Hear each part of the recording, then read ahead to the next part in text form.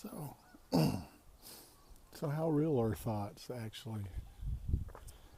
Um, for most people, they dominate their life.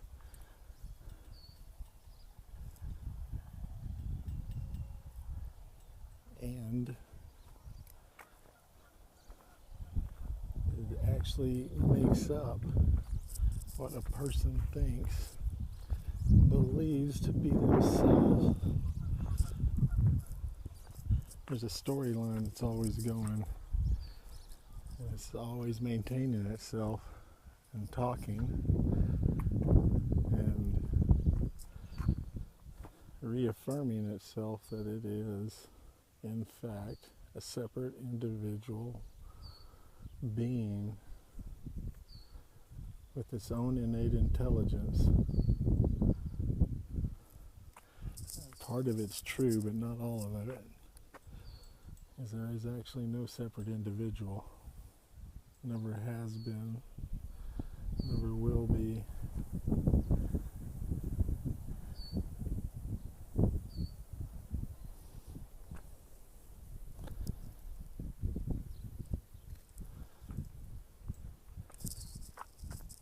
Now, when we are quiet and investigate our thoughts,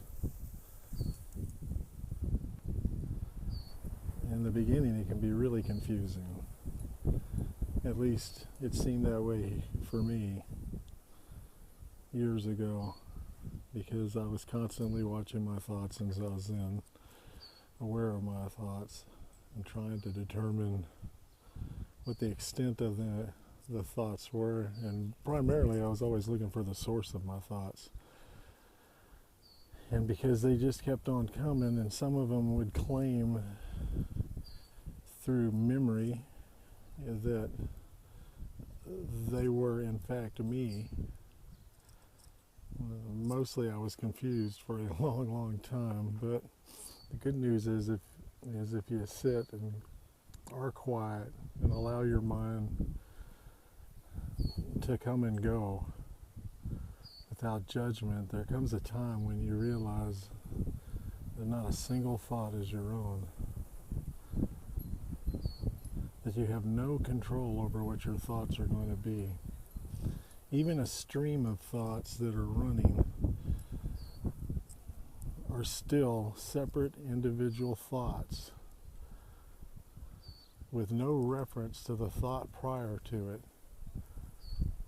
Because thoughts, although they exist in time, there's only a single moment of time, if we want to call it that, and that is this moment right now as I speak these words. And there is never two thoughts at the same time. There's no such thing as multitasking. If you believe so, you are confused. If you buy into that, wherever it is that you live or work, when I used to be in the corporate culture, multitasking was a huge deal. How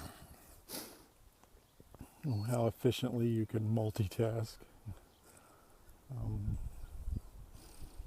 But you never have more than a single thought in any given moment.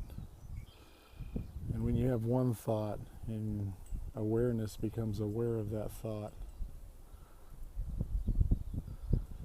you might suddenly claim that, oh, that was my thought. But that claim is just another thought. And then you might want to convince yourself and say, oh, but I remember that thought. I had that thought. And still, every single one of those utterances are just another thought.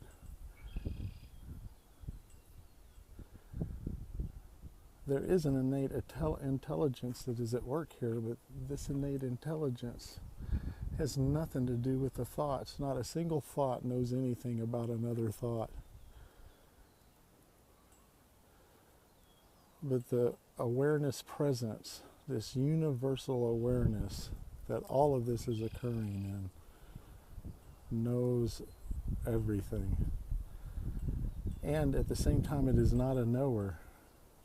It is simply there's an intellect, that we want to call it that, a mind that seems to be present here in a series of thoughts and emotions and touch sensations and sounds and perceptions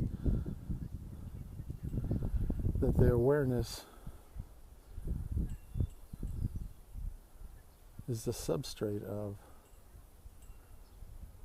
Every single thing is only awareness. You want to talk about omniscience. Omniscience is all that awareness ever is. Every single separate body-mind complex is known instantaneously. However, as a limited separate mind wanting to know the consciousness of another being, believing itself to be limited, is never going to be privy to those thoughts. Thank God.